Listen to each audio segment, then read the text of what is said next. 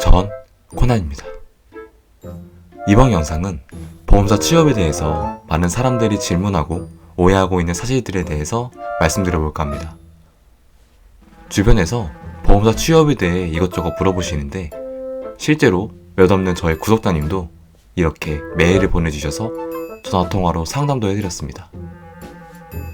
구독자님도 그렇고 주변에서 질문하시는 것들이 되게 공통점이 많아요. 그래서 자주 하는 질문 4가지에 대해서 말씀드려 보겠습니다. 첫째로 나이와 학벌입니다. 정말 주변에서 항상 물어봅니다. 먼저 나이 같은 경우는 정확한 회사의 가이드라인이 있는 것은 아니지만 최대가 30살이라고 생각합니다. 아무리 회사에서 나이 무관이나 인재라면 뽑겠다라는 말을 해도 신입으로 30살 이상이 들어오면 사실 불편할 수밖에 없다고 생각합니다. 조직의 막내로 들어가는 것인데 나이가 너무 많으면 나이 어린 선배들이 살짝 불편할 수 있기 때문이죠. 그래서 주변에 30살 이상 신입을 보기 어려운 것입니다. 다음으로 학벌 같은 경우 영향이 없다고는 말씀드리기 어렵습니다. 원수사 합격자들 보면 대부분 높은 학벌인 경우가 많습니다.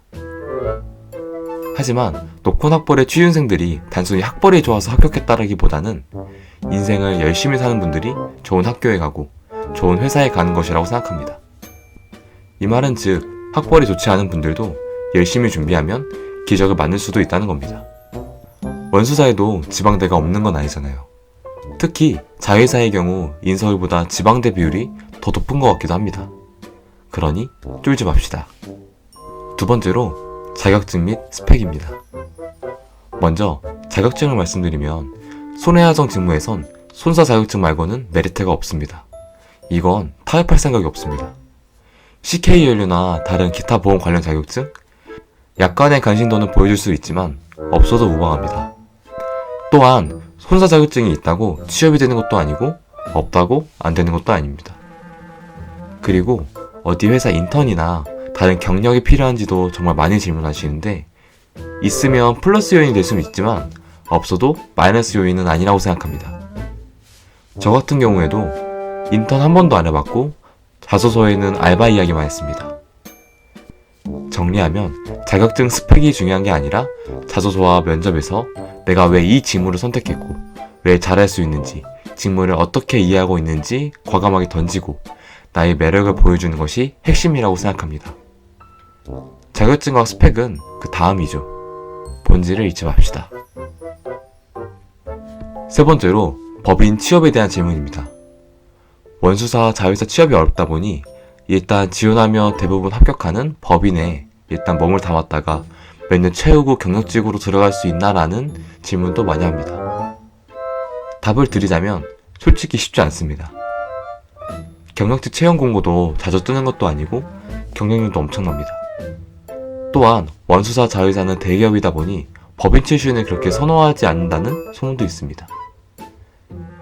그래서 30살이 넘으신 분들이 아니라면 자소서나 면접에서 관련 경험을 이야기할 수 있도록 몇 개월 정도 아니면 1년 정도 다녀보고 적성에 맞는지부터 파악하며 다니면서 원수사, 자회사 채용 공고를 기다리시는 것을 추천드립니다. 마지막으로 보험사들은 채용을 왜 이렇게 안 해요? 라는 질문을 많이 받습니다. 생각해보면 정말 맞는 말이죠. 우리나라에 보험사가 생각보다 정말 많은데 채용하는 회사들 보면 삼성 계열이나 현대, KB, DB밖에 안 하는 것 같아요. 메리츠 같은 경우도 이번에 하긴 했지만 대부분 경력직만 뽑고요. 중소보험사들은 제가 볼 때 신입을 대규모로 뽑을 여력이 없다 보니 경력직으로 소소하게 채용을 하고 있는 것 같아요. 그래서 원수사나 자회사 채용 공고가 나오면 생각 길게 하지 마시고 일단 뭐든 지원하세요. 과연 내가 될까?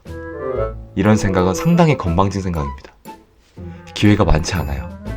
일단 지원하고 고민하세요. 아시겠죠? 이렇게 많이 질문하시는 4가지 질문에 대해서 말씀드려봤습니다. 언제나 질문이나 고민 상담은 메일이나 댓글로 받고 있으니 고민하지 마시고 물어보세요. 감사합니다.